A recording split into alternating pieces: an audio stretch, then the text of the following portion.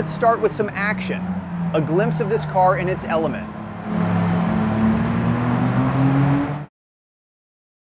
We'll let the experts handle the technical talk. Driver 97 calls this car low-key cool, but honestly, that feels like an understatement. This machine was bred purely for the track. And my word, it's a classic. Just look at it. That timeless coupe silhouette, the chrome flares, the perfectly rounded body, and this iconic fjord metallic finish. But here's what seals the deal. If the records are right, only 169 were ever built in 1971. That makes it profoundly rare.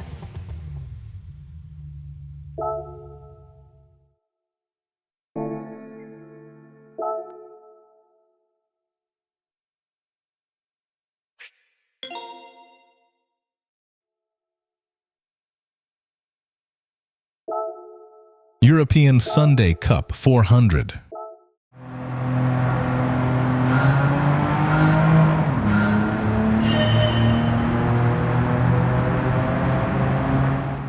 Let me tell you a little secret about this game. It's all about balance. 90% brave action and 10% brain power in tuning. The magic's in the connection.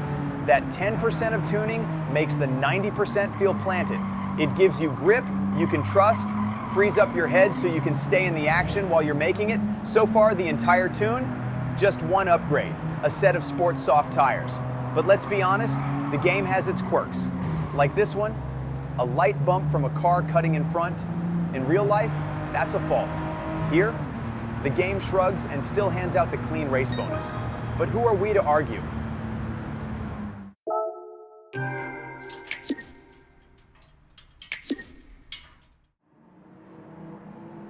All right, let's talk to our driver and get a feeling for his personality. Driver number 97. Do you have anything to say? Yeah, let's hear that motor. It tells me secrets. Okay, direct and to the point, but wise words. Maybe not much of a story there for us, but for some, he speaks volumes.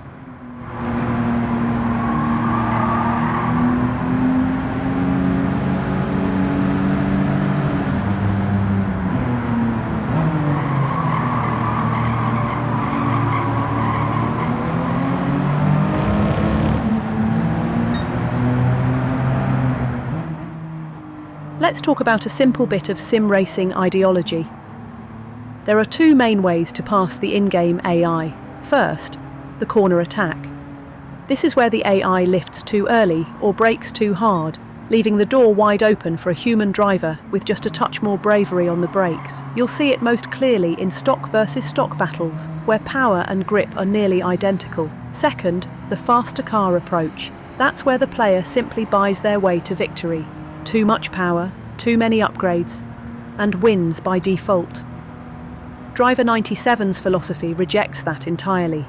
He prefers the delicate balance, a car that can just barely win, because that's where the real craft lives, in carrying speed through a corner rather than buying it down a straight.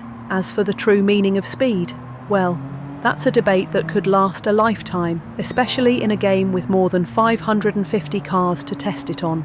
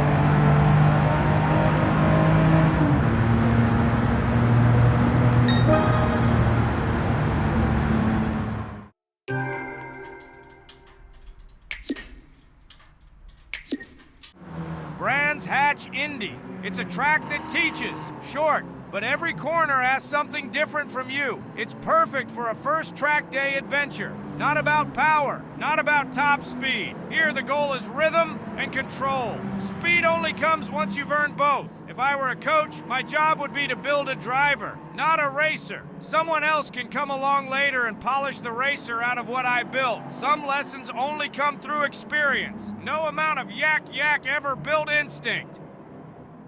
European Sunday Cup 400. Okay, driver 97, give us one hint on how to improve on this track. While others are all fighting for the same apex, carry more speed. Use a wide geoline to sweep around them on the outside, especially in that banked wide corner this track is known for.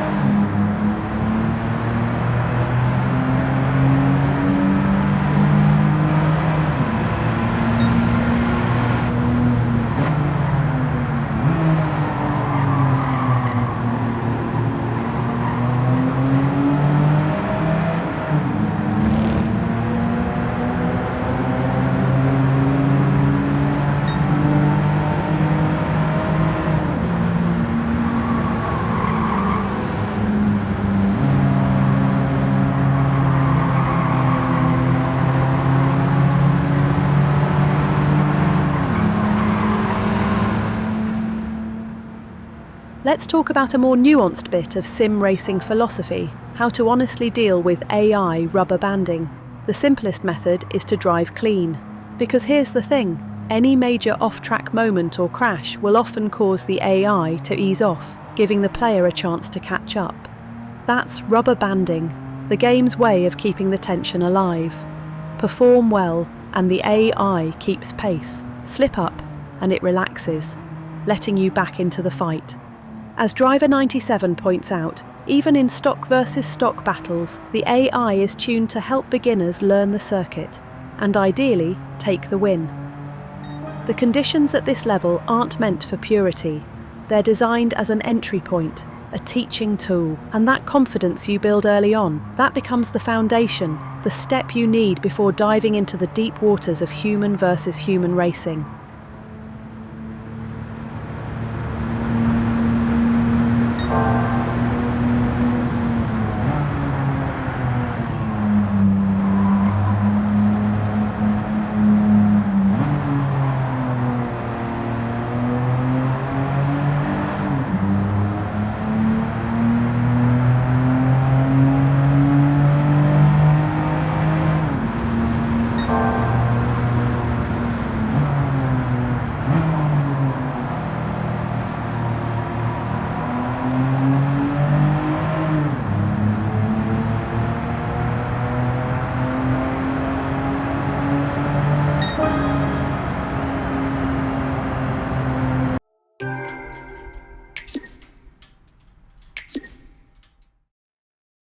We're making a few key adjustments to move up a class. 4 main areas: 1 horsepower, 2 overall weight, 3 braking, and 4 suspension. Together, these changes won't just add performance, they'll redefine how this car behaves.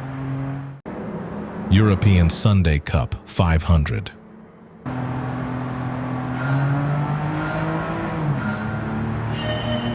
Okay, driver 97, this is a big jump in competition.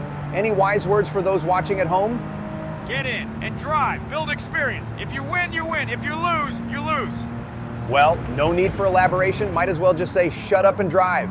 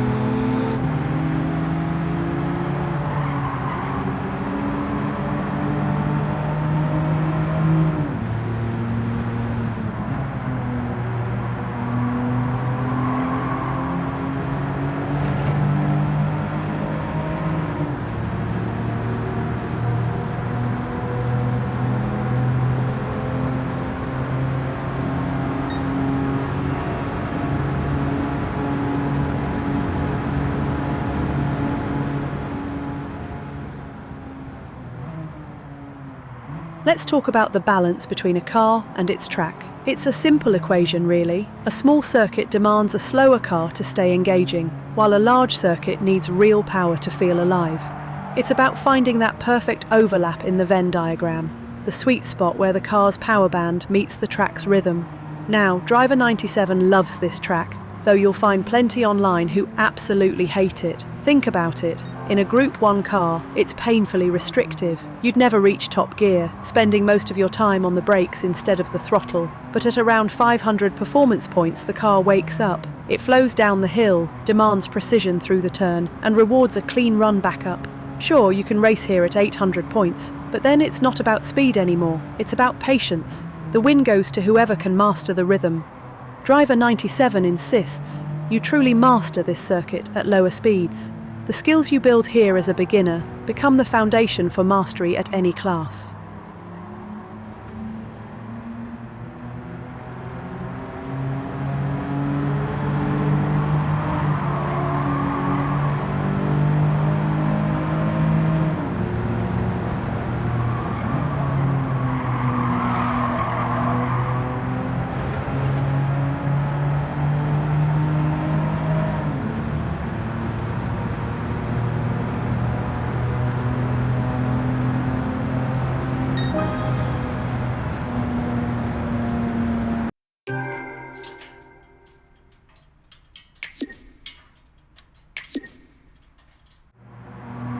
This episode of Driver Number 97 is brought to you by Jimmy's Cyber Cafe, a wannabe taco truck that serves up a great lunch here at the races.